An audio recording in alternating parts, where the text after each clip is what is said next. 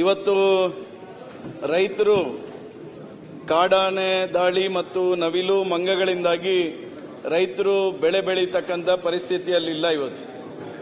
ಇವತ್ತು ಇದಕ್ಕೆ ಸಂಬಂಧಪಟ್ಟಂತೆ ಸರ್ಕಾರ ಏನು ಕ್ರಮ ಕೈಗೊಂಡಿದೆ ಅನ್ನುವಂಥದ್ದನ್ನು ನಾನು ಸಚಿವರ ಹತ್ರ ಪ್ರಶ್ನೆ ಕೇಳಿದ್ದೆ. ಅದಕ್ಕೆ ಅವರು ಉತ್ತರಗಳನ್ನು ಕೊಟ್ಟಿದ್ದಾರೆ. ಆ ಉತ್ತರಗಳನ್ನು ನೋಡಿದರೆ ಉದಾಹರಣೆಗೆ ETF ಮತ್ತು LTF 24/7 ನಿರ್ವಹಿಸಲು ನಿಯಂತ್ರಣ ಕೊಠಡಿಗಳನ್ನು ಸ್ಥಾಪಿಸಿದೆ ಅಂತ ಹೇಳಿದ್ದಾರೆ. ಪ್ರಾಯಶಃ ಇದು ಇಲ್ಲಿ ಕೂತಿರ್ತಕ್ಕಂಥ ಈ ಪ್ರಾಣಿಗಳ ದಾಳಿಯಿಂದಾಗಿ ರೈತರು ಯಾರೆಲ್ಲ ಕಷ್ಟಪಡ್ತಾ ಇದ್ದಾರೆ ಅಂತ ವಿಧಾನಸಭಾ ಕ್ಷೇತ್ರದ ಶಾಸಕರನ್ನು ಕೇಳಿದ್ರೆ ಈ ರೀತಿಯ ಒಂದು ವ್ಯವಸ್ಥೆಗಳು ನಡೀತಾ ಇದೆಯಾ ಕೇಳಿದ್ರೆ ಯಾರ ಗಮನಕ್ಕೂ ಇಲ್ಲದಂತ ಪರಿಸ್ಥಿತಿಯಲ್ಲಿ ಇದೆ. ತುರ್ತು ನಿರ್ವಹಣೆಗೆ ಕ್ಷಿಪ್ರ ಕಾರ್ಯಪಡೆ ತಂಡ ಇದೆ ಅಂತ ಹೇಳಿದಿರಿ.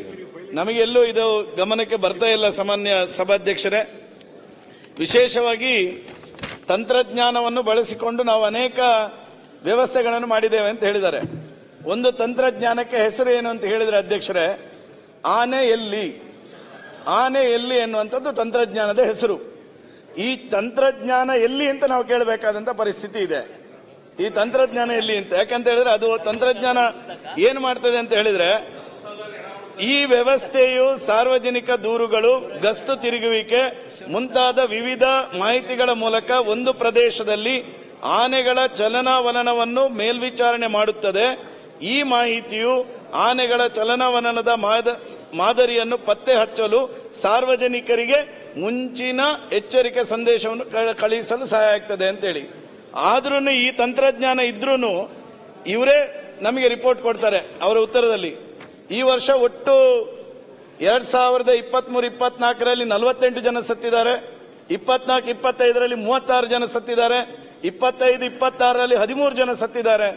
ಹಾಗಾದ್ರೆ ಆನೆ ಎಲ್ಲಿ ತಂತ್ರಜ್ಞಾನ ಏನು ಕೆಲಸ ಮಾಡ್ತಾ ಇದೆ ಸನ್ಮಾನ್ಯ ಸಭಾಧ್ಯಕ್ಷರೇ? ಅದರ ಜೊತೆಗೆ ಹೇಳ್ತಾರೆ, ಕಾಡಿನಂಚಿನ ಗ್ರಾಮಗಳಲ್ಲಿ ವನ್ಯ ಪ್ರಾಣಿಗಳು ಬಂದಂತಹ ಸಂದರ್ಭಗಳಲ್ಲಿ ಸಾರ್ವಜನಿಕರಿಗೆ ಎಚ್ಚರಿಕೆ ಮಾಹಿತಿ ನೀಡಲು ಅಡ್ವಾನ್ಸ್ ಅಲರ್ಟ್ ಸಿಸ್ಟಮ್ ಅನ್ನು ತಯಾರಿಸಲಾಗಿದೆ. ಇದರಿಂದಾಗಿ ಸಾರ್ವಜನಿಕರಿಗೆ ನೇರವಾಗಿ ಸಂದೇಶಗಳು ಬರ್ತದೆ ಅಂತೇಳಿ. ಆನೆ ಬಂದ ತಕ್ಷಣ ಜನರಿಗೆ ಮೆಸೇಜ್ ಬರ್ತದೆ, ಮೆಸೇಜ್ ಬಂದಂದು ಆನೆ ಬರ್ತಾ ಇದೆ ಅಂತೇಳಿ ಇವರು ಓಡಿ ಹೋಗ್ಬೇಕು ಅಂತ. ಆದ್ರೆ ಇಲ್ಲಿ ಎಲ್ಲಿ ಓಡಿ ಹೋಗುವ ಪರಿಸ್ಥಿತಿ ಇಲ್ಲ. ಈ ಸಿಸ್ಟಮ್ ಸನ್ಮಾನ್ಯ ಸಭಾಧ್ಯಕ್ಷರೇ, ಮಂತ್ರಿಗಳಿಗೆ ನಾನು ವಿನಂತಿ ಮಾಡ್ತೇನೆ, ನಿಮ್ಮನ್ನು ಈ ಅರಣ್ಯ ಇಲಾಖೆ ಅಧಿಕಾರಿಗಳು, ನೀವು ಒಳ್ಳೆ ಸಚಿವರಿದ್ದೀರಿ, ನಿಮ್ಮ ಬಗ್ಗೆ ಬಹಳ ಗೌರವ ಇದೆ. ಆದ್ರೆ ಈ ಅಧಿಕಾರಿಗಳ ಬಗ್ಗೆ ನನಗೆ ಕಿಂಚಿಂತೂ ಅಭಿಪ್ರಾಯ ಇಲ್ಲ. ಯಾಕಂತ ಹೇಳಿದ್ರೆ ಅವ್ರು ನಮ್ಮನ್ನು ಇಡೀ ಇಲಾಖೆಯನ್ನು ಮಿಸ್ಲೀಡ್ ಮಾಡ್ತಾ ಇದ್ದಾರೆ. ಈ ಸಿಸ್ಟಮ್ಗಳು ಎಲ್ಲೂ ವರ್ಕ್ ಆಗ್ತಾ ಇಲ್ಲ. ಉದಾಹರಣೆಗೆ ರೈತರಿಗೆ ಒಂದು ಸಹಾಯಧನ ಅಂತ ಕೊಟ್ಟಿದ್ದಾರೆ ಸನ್ಮಾನ್ಯ ಮಂತ್ರಿಗಳೇ.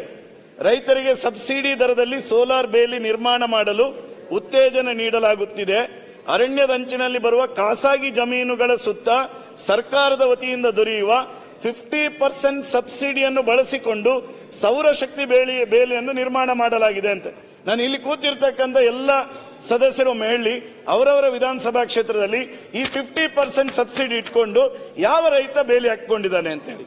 ಪ್ರಾಯಶಃ ಈ ರೀತಿಯ ಮಾಹಿತಿಗಳೇ ಜನಸಾಮಾನ್ಯರಿಗಿಲ್ಲ, ಜನಪ್ರತಿನಿಧಿಗಳಿಗಿಲ್ಲ. ಸೊ ಆ ಕಾರಣಕ್ಕೋಸ್ಕರ ನಾನು ಹೆಚ್ಚು ವಿವರಣೆಯನ್ನು ಸಚಿವರ ಹತ್ರ ಬಯಸೋದಿಲ್ಲ. ನಾನು ನಿಮ್ಮ ಹತ್ರ ಒಂದೇ ರಿಕ್ವೆಸ್ಟ್ ಮಾಡೋದು ಸಚಿವರೇ, ಈ ರೀತಿ ಕಾಡಾನೆ ಮತ್ತು ಕಾಡು ಪ್ರಾಣಿಗಳ ದಾಳಿಗೆ ತುತ್ತಾಗಿರ್ತಕ್ಕಂಥ ಯಾವ್ಯಾವ ವಿಧಾನಸಭಾ ಕ್ಷೇತ್ರ ಇದೆ, ಆ ಎಲ್ಲ ವಿಧಾನಸಭಾ ಕ್ಷೇತ್ರದ ಜನಪ್ರತಿನಿಧಿಗಳನ್ನು ಒಂದು ಸಲ ಅರಣ್ಯ ಇಲಾಖೆಯ ಅಧಿಕಾರಿಗಳ ಜೊತೆ ನಿಮ್ಮ ಅಧ್ಯಕ್ಷತೆಯಲ್ಲಿ ಸಭೆ ಮಾಡಿ. ಆಗ ಯಾವ್ಯಾವ ವಿಧಾನಸಭಾ ಕ್ಷೇತ್ರದಲ್ಲಿ ಯಾವ್ಯಾವ ಪ್ರಾಣಿಗಳಿಂದಾಗಿ ಏನ್ ಸಮಸ್ಯೆ ಇದೆ ಅನ್ನುವಂಥದ್ದು ಪರಿಹಾರ ಆಗ್ತದೆ. ಉದಾಹರಣೆಗೆ ಇವತ್ತು ತೆಂಗಿನಕಾಯಿಗೆ ಬೆಲೆ ಇದೆ ಸರ್, ಆದ್ರೆ ತೆಂಗಿನಕಾಯಿ ಇಲ್ಲ. ರೋಗ ಅಲ್ಲ, ಮಂಗದಿಂದಾಗಿ ಇವತ್ತು ಒಂದೇ ಒಂದು ತೆಂಗಿನಕಾಯಿಯನ್ನು ರೈತರಿಗೆ ಉಪಯೋಗ ಮಾಡ್ಲಿಕ್ಕೆ ಆಗದಂತ ಪರಿಸ್ಥಿತಿ ಇದೆ. ಆ ಉತ್ತರ ಕೊಡಬೇಕಾದ್ರೆ ಹೇಳ್ತಾರೆ, ನಾವು ಮಂಗಗಳನ್ನು ಸ್ಥಳಾಂತರ ಮಾಡ್ತಕ್ಕಂಥ ಕೆಲಸವನ್ನ ಅರಣ್ಯ ಇಲಾಖೆಯಿಂದ ಮಾಡ್ತಾ ಇದ್ದೇವೆ. ಎಲ್ಲಿಂದ ಎಲ್ಲಿಗೆ ಬಿಡ್ತಾ ಇದ್ದಾರೆ ಮಂಗಗಳನ್ನು, ಎಲ್ಲಿಂದ ಎಲ್ಲಿಗೆ ಬಿಡ್ತಾ ಇದ್ದಾರೆ? ಆ ಕಾರಣಕ್ಕೋಸ್ಕರ ಸರ್ಕಾರ ಇವತ್ತು ಉದಾಹರಣೆಗೆ ದಕ್ಷಿಣ ಕನ್ನಡ ಜಿಲ್ಲೆಯಲ್ಲಿ ಸನ್ಮಾನ್ಯ ಸಭಾಧ್ಯಕ್ಷರೇ, ಇವತ್ತು ನವಿಲಿನ ಹಾವಳಿಯಿಂದಾಗಿ ಇವತ್ತು ಯಾವುದೇ ಭತ್ತದ ಕೃಷಿ ಮಾಡುವಾಗಿಲ್ಲ, ಯಾವುದೇ ತರಕಾರಿ ಬೆಳೆ ಬೆಳೆಯುವಂತಿಲ್ಲ. ಈ ಪರಿಸ್ಥಿತಿಯನ್ನು ಇವತ್ತು ರೈತರು ಅನುಭವಿಸ್ತಾ ಇದ್ದಾರೆ. ಇವತ್ತು ರೈಲ್ವೆ ಹಳಿಗಳ ಬೇಲಿ ನಿರ್ಮಾಣ ಅಂತ ಹೇಳಿದಿರಿ ಸರ್. ಈ ಬೇಲಿ ನಿರ್ಮಾಣದಲ್ಲಿ ನೀವು ನನಗೆ ರಿಪೋರ್ಟ್ ಕೊಟ್ಟಿದ್ದೀರಿ. ಇದರಲ್ಲಿ ಬನ್ನೇರುಘಟ್ಟ ಇದೆ, ರಾಮನಗರ ಇದೆ, ಚಾಮರಾಜನಗರ ಇದೆ, ಕಾವೇರಿ ವನ್ಯಜೀವಿ ವಿಭಾಗ ಇದೆ, ಮಲೆಮಹದೇಶ್ವರ ಬೆಟ್ಟ ಇದೆ, ಹಾಸನ ಇದೆ, ಭದ್ರಾ ಇದೆ, ಮಡಿಕೇರಿ ಇದೆ, ನಾಗರಹೊಳೆ ಇದೆ, ಬಂಡೀಪುರ ಇದೆ. ಮಂಗಳೂರು ಇಲ್ಲ ಸರ್ ಇದರಲ್ಲಿ. ದಯವಿಟ್ಟು ನಾನು ನಿಮ್ಮ ಹತ್ರ ರಿಕ್ವೆಸ್ಟ್ ಮಾಡ್ತೇನೆ, ಸುಳ್ಯ, ಕಡಬ, ಪುತ್ತೂರು, ಬೆಳ್ತಂಗಡಿ, ಕಾರ್ಕಳ ಅಪ್ ಟು ಬೈಂದೂರಿನವರೆಗೆ ಇವತ್ತು ಪ್ರಾಣಿ ದಾಳಿಯಿಂದಾಗಿ ರೈತರು ಸಂಕಷ್ಟದಲ್ಲಿದ್ದಾರೆ. ದಯವಿಟ್ಟು ಮುಂದಿನ ಬಜೆಟ್ನಲ್ಲಿ ಹೆಚ್ಚು ರೈಲ್ವೆ ಹಳಿಗಳ ಬೇಲಿ ನಿರ್ಮಾಣದ ದೃಷ್ಟಿಯಿಂದ ದಕ್ಷಿಣ ಕನ್ನಡ, ಉಡುಪಿ ಜಿಲ್ಲೆಗೆ ನೀವು ಆದ್ಯತೆ ಕೊಡಬೇಕೆನ್ನುವಂತ ಆಗ್ರಹವನ್ನು ಸಹ ನಿಮ್ಮ ಹತ್ರ ಈ ಸಂದರ್ಭದಲ್ಲಿ ಮಾಡ್ತೇನೆ. ದಯವಿಟ್ಟು ಇದಕ್ಕೆ ಸಂಬಂಧಪಟ್ಟಂತೆ ತಾವು ಯಾವ ರೀತಿಯಾಗಿರ್ತಕ್ಕಂಥ ಕ್ರಮವನ್ನು ಕೈಗೊಳ್ತೀರಿ ಅನ್ನುವಂಥದ್ದನ್ನು ಸದನದ ಮುಂದೆ ಹೇಳಬೇಕೆನ್ನುವಂತ ವಿನಂತಿ ಮಾಡ್ತೀನಿ. ಸನ್ಮಾನ್ಯ ಸಭಾಧ್ಯಕ್ಷರೇ, ಮಾನವ ಪ್ರಾಣಿ ಸಂಘರ್ಷ ಅನಾದಿ ಕಾಲದಿಂದಲೂ ಇದೆ. ಇತ್ತೀಚೆಗೆ ದಿನೇ ದಿನೇ ಈ ಸಂಘರ್ಷ ಜಾಸ್ತಿ ಆಗ್ತಾ ಇದೆ.